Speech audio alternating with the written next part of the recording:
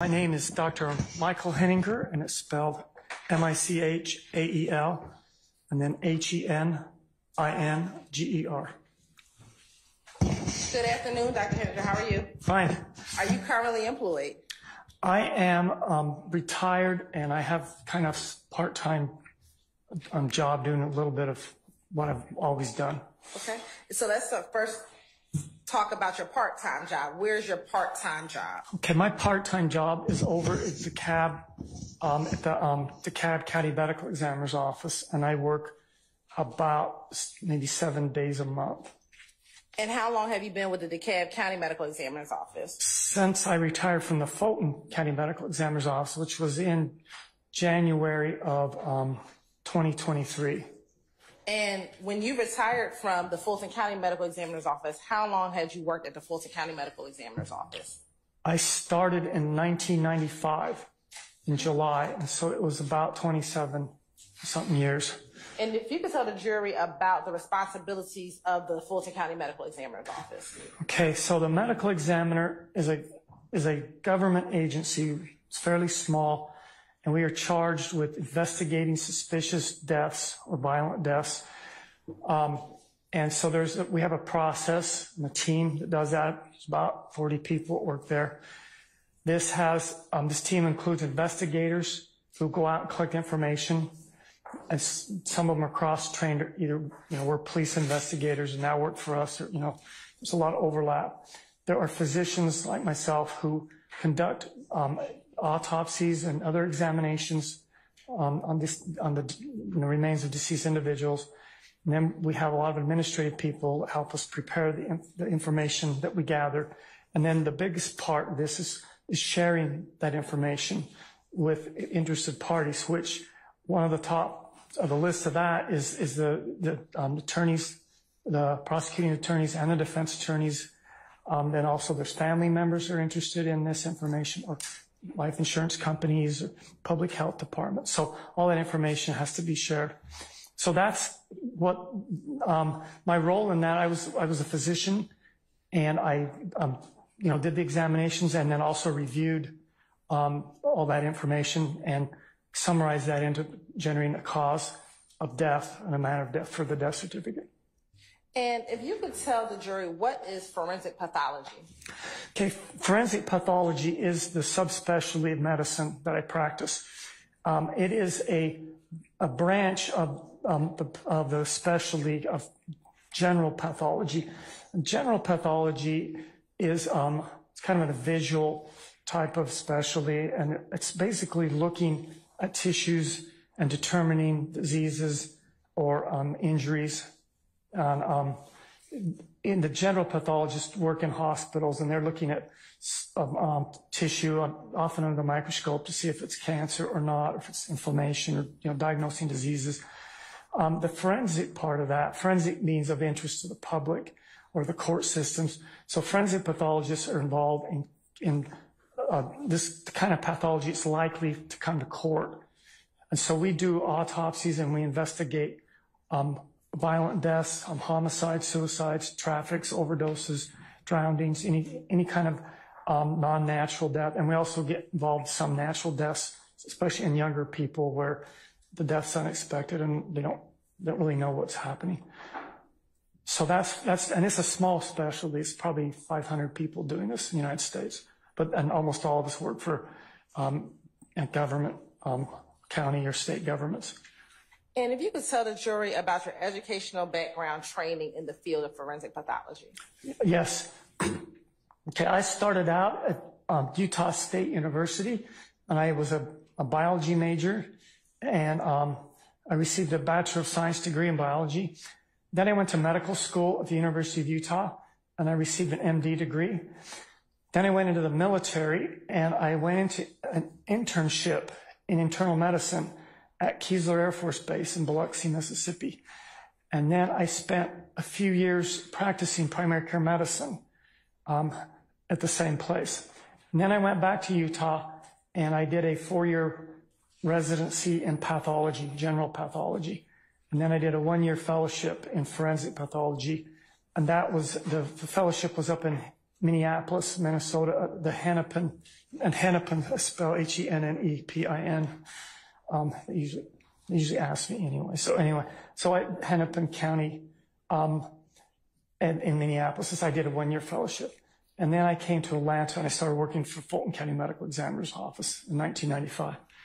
And over the course of your career, how many autopsies have you performed? I lost track of years ago. The Fulton County was not like the busiest place in the country. We had a lot of teaching duties and things. So I averaged about 250 a year while I worked there, which is, there are people to do more than that. So if you multiply that out by 27 years, it's past 6,000, maybe 7,000, something like that. And have you been qualified as an expert in the state of Georgia? Yes. And do you know how many times you've been qualified as an expert in the state of Georgia? No, hundreds of times, and I've lost track since I retired. It's over 30 times since I retired. Around this time, the state would like to tender Dr. Michael Henninger as an expert in forensic pathology. Anybody wish to award Dr. Henninger or have any objection? All right, the court will designate Dr. Henninger as an expert in the area of forensic pathology. Thank you. Dr. Henninger, can you please tell the jury what does it mean when we talk about the manner of death? Okay, manner of death. That word manner has a general usage, which everybody knows, but we've kind of hijacked that meaning. Okay, and so for us, in our little field, manner of death is where we look at a case, a death that we've investigated. We look at the autopsy findings, and we look at the circumstances of whatever information we have, and we attempt to put it into one of 4 categories. This is mostly for public health reasons, but it's also of extreme interest to the court system, okay? The 4 categories are natural deaths, which are due to things inside of your body that stop working, accidental deaths, which are due to things outside of your body, an environment that harm it or damage it, kind of unforeseen. Suicides, which are self-inflicted injuries that cause death. And homicides, which are injuries that one person inflicts on another to cause their death. And then we have a 5th category, which is undetermined, which is when we have competing, contradictory information or whatever. Okay, so when we say what is the manner of death, we're saying one of those 5 things. And we put it in that category. And what about the term cause of death? What does that mean? Yeah, cause of death is more kind of what you would think. It's basically what derangement or what changes in the body cause it to stop functioning so that it could continue to function and persist and live. And so cause of death, it's useful to think of that as like chapters in medical textbooks or subchapters like heart attack or asthma or pneumonia.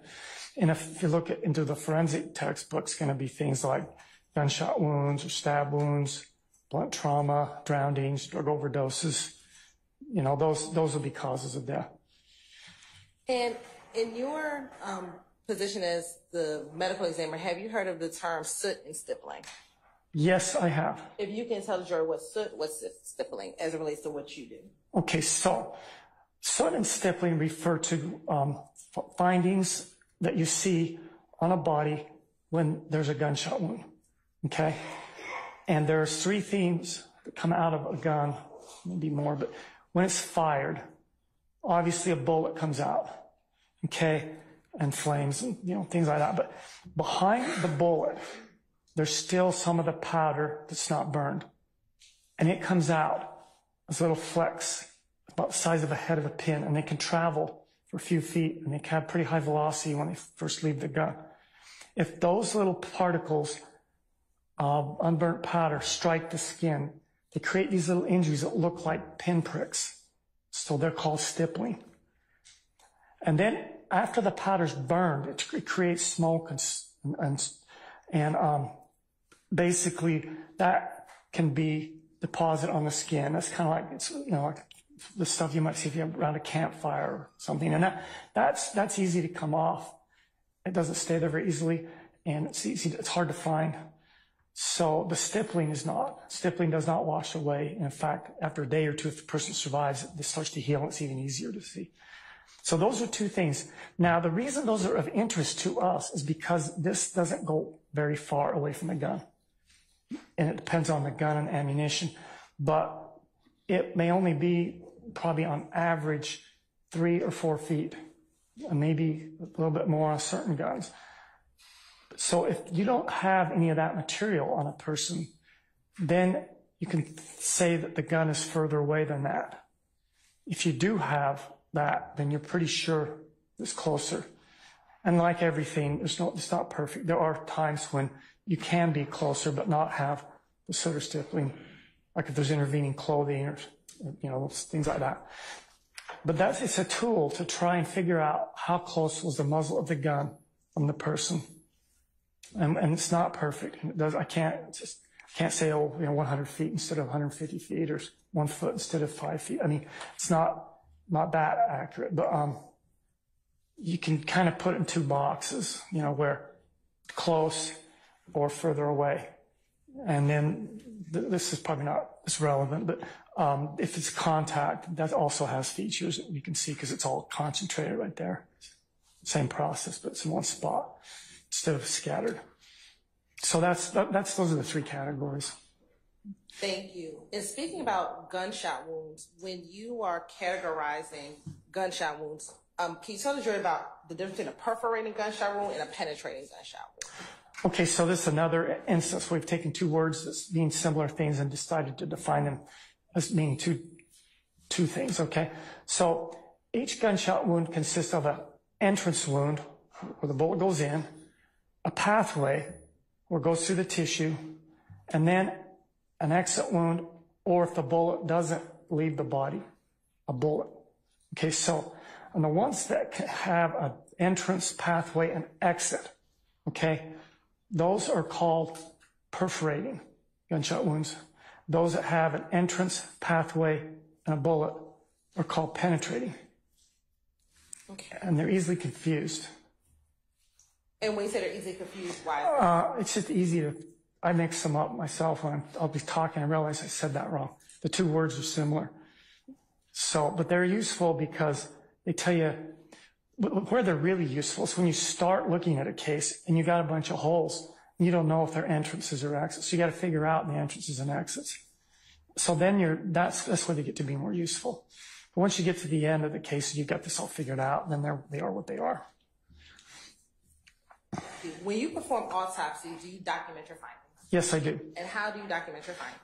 2 ways. Number 1, we have a photographer. We take pictures of many things, probably too many pictures in some cases. And then number 2, the way I do this, I have a dictation device, and I talk into it as I'm doing the case. I just say what I can see as I'm going through it. And then that gets transcribed, and then I get a report that I have to then sort it out and put it in the format, make it make sense. So that autopsy report is also very important. The 2 complement each other. There's some things that are better described in a report, some things that are better preserved as photography, and they also confirm and bolster each other, the information. Okay. I want to direct your attention to Sunday, January 11, 2015, at approximately 8:45 a.m. Did you have the occasion to perform an autopsy on a Donovan Thomas Jr.? Yes, I did. And do you recall how old he was? Could I refer to my report, which Permission to approach around? You may. I assume it's already been shown to defense counsel. Yes, Your Honor. I'm showing what's been marked as Exhibit 322Y, which has been shown to defense counsel. If you take a moment and review that document. Okay. It states Exhibit 322Y, a copy of your report. Yes, it is. And will looking at a copy of your report help you in your testimony today? Yes, it would. And does that appear to be a fair, accurate copy of your full report? Yes. Your Honor, this time the state would like to tender State's Exhibit 322Y into evidence for the record. Counsel, is any objection, not dealing with any issues that we'll take up later, but any other objections as to 322 Yankee? All right. 322 Yankee is admitted. How old was he? Okay, we were told he's 25 years old. Oh, excuse me, 26 years old. And how tall was he? He is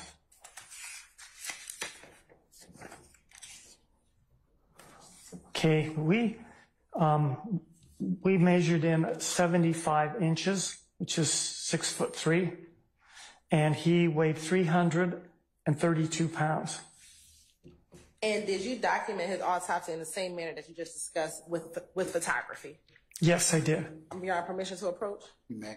And I'm showing Dr. Henninger what's been given to defense counsel as State's Exhibits 299 through State's Exhibit 321. Dr. Henninger, you can take a moment and look at those exhibits and tell me if you recognize State's Exhibit 299, Yankee, through 321 Yankee. 299. 299.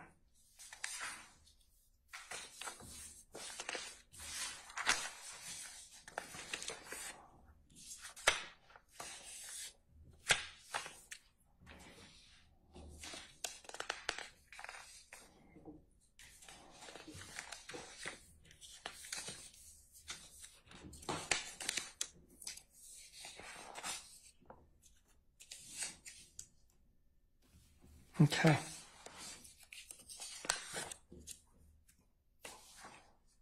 Okay, yes, I recognize these. And how do you recognize 299 Yankee through 321 Yankee? Okay, so almost all of them are numbered with an accession number just associated with this case. There are also pictures I've looked at in preparation for this trial very recently. Not, this 215 is, several years ago, but I've looked at these several times in just the last few days and weeks, and I recognize them. And do they appear to be fair and accurate depictions of the autopsy that you conducted on January 11, 2015? Yes. And would looking at those pictures assist you in your testimony today about the injury sustained to Mr. Donovan Thomas? They would greatly assist me. You're right. This time the state would like to tender State's Exhibit 299 through 321 Yankee into evidence. Any further objection to States 299 Yankee through 321 Yankee? Okay. On behalf of Mr. Williams. Okay. All right, Mr. Sharp, do you have a specific objection? I'm reviewing the previous objection. All right, sir, so noted. It is continuing. All right. Madam? Once you finish, permission to approach. All right. They're admitted and they be published as you see fit. That's 299 Yankee through 321 Yankee. All right, did you wish to approach? Yes, please. All right.